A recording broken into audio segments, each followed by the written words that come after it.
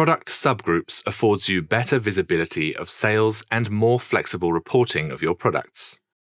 To set up Product Subgroups, go to Settings, System, Product Groups.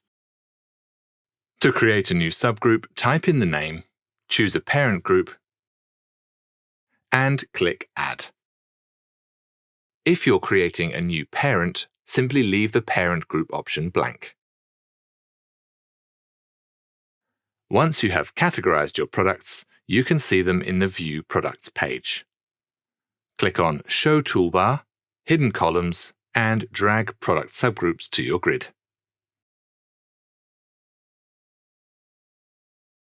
As well as your reports, like here in the Sales Inquiry Report, where you can not only select the parent, but the subgroup too. This gives your sales managers, for example, the ability to analyze trends in much more detail.